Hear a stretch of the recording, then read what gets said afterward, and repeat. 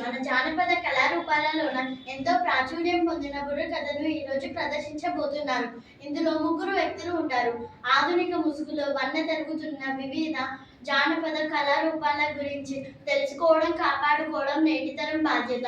ఆ బాధ్యతతోనే న్యూర అక్షర చిన్నారులు చేస్తున్న చిరు ప్రయత్నాన్ని ఆస్వాదించండి. शुक्लांबरधरं विष्णुं शशिवर्णं चतुर्भुजं प्रसन्नवदनं ध्यायेत् सर्वविघ्नोपशान्तये. వీక్షక సేనకు వందనం. నువ్వెవరైనా నేనెవరైనా నీ నా నవ్వుల కలకరింపు ఒకటే.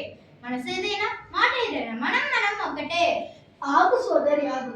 ముఖానికి రంగు వేసుకొని నాకు మాటలు మాట్లాడుతూ అందరినీ నవ్విస్తూ వారి జీవితాల్లో వెలుగులు నింపుతాం. కానీ ఈరోజేంటి నవ్వులు పువ్వులు అంటున్నావు? అసలు బుర్రకథ చెప్తున్నావా, తత్వం బోధిస్తున్నావా? బుర్రకథ చెప్తున్నా. అయ్యయ్యో, నీకు అర్థం కావడం లేదా? బుర్రున్న వారికి అర్థమవుతుంది. ఆగండి, గొడవ పడకండి. ఈ రోజు మనం తెలంగాణ సంస్కృతికి చిహ్నమైన కాకతీయుల వైభవం గురించి చెప్పుకోబోతున్నాము. అవునా? ఏమిటా వైభవం? మరి ఆలస్యం ఎందుకు? మొదలుపెట్టు సోదరి. వినురా భారత వీర కుమార రామప్ప చరితం. ఇది రామప్ప చరితం. కాకతీయుల కాలంలో నిర్మించిన గుడిరా. ఇది నిర్మించిన గుడిరా. రేచెల్ల రుద్రుడి ఆలోచనతో ముందుకు సాగెనురా. ఇది ముందుకు సాగెనురా. శిల్పి రామప్పతో చెక్కబడిన రాతి కట్టడమురా. ఇది రాతి కట్టడమురా. నీటిలో తేలే ఇటుకలతో నిర్మించిన గోపురం. ఇది నిర్మించిన గోపురం. 800 ఏళ్ల క్రిందటి అందమైన రూపం. ఇది అందమైన రూపం. తరికిట జుంతరిత.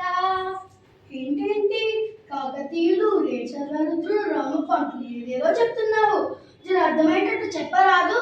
చెప్తాను, వినండి. అమ్మల్లారా, అయ్యల్లారా, చిన్నారి పొన్నారి బాలల్లారా వినండి.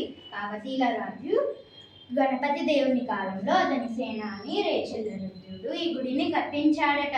దాదాపు 40 సంవత్సరాలు పట్టిందట. దీని రూపకల్పన చేసిన శిల్పి పేరు మీదనే రామప్ప అనే పేరు వచ్చిందట. ఇంతకు ఈ గుడిలో ఏ దేవుడు కొలువై ఉన్నాడు? దీని ప్రత్యేకతలు ఏమిటి? వస్తున్నా అక్కడికే వస్తున్నా, ఆగు. ఈ గుడిలో వెలిసిన దేవుడు రామలింగేశ్వర స్వామి రా. నక్షత్రాకర మండపం,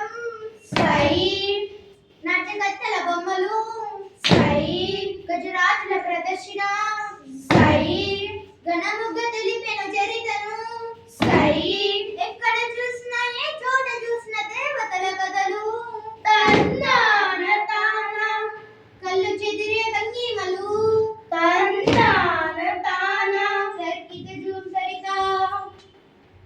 సోదరా, ఇక్కడున్న దేవుడు శివుడు. ఆయన పేరు రామలింగేశ్వరుడు.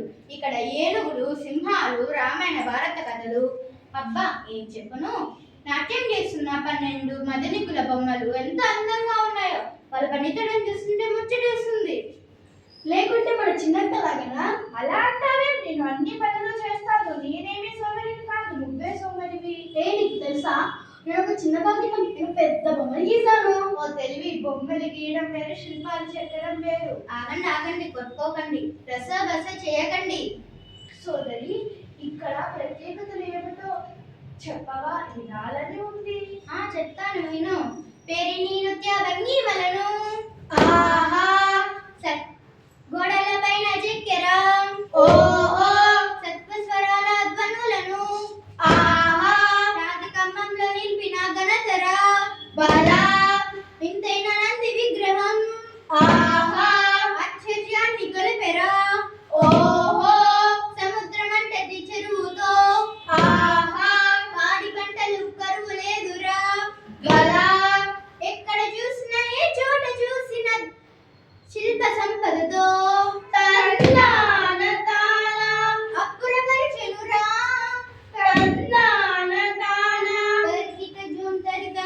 సోదరి, నేను విన్నది నిజమేనా? ఏమిటది? ఏం విన్నావు? ఇక్కడ ఒక నంది విగ్రహం ఉంటుందని, దాన్ని మనం ఏ వైపు నుండి చూస్తే ఆ వైపు చూస్తున్నట్టు అనిపిస్తుందని విన్నాను. అవును సోదరా, అంతేకాదు అక్కడ ఒక స్తంభంపై కొడితే సత్వస్వరాలు వినిపిస్తాయి. అందుకే అద్భుతాన్ని చూసి ప్రపంచం తలవంచింది. ఏమైంది సోదరి? ఏం జరిగింది? ఇంత టెక్నాలజీ టెక్నాలజీతో శిల్ప సంపదతో అలరాడుతున్నది. కాబట్టి 2011లో యునెస్కో వారు ప్రపంచ వారసత్వ సంపదగా గుర్తించారు. కాకతీయుల కళల కట్టడమైన ఈ రామప్ప దేవాలయం తెలంగాణ గర్వానికే నిదర్శనం, తరతరాల మార్గదర్శనం. అందుకే ఈ కళను కాపాడుకోవడం మన బాధ్యత. ధన్యవాదములు.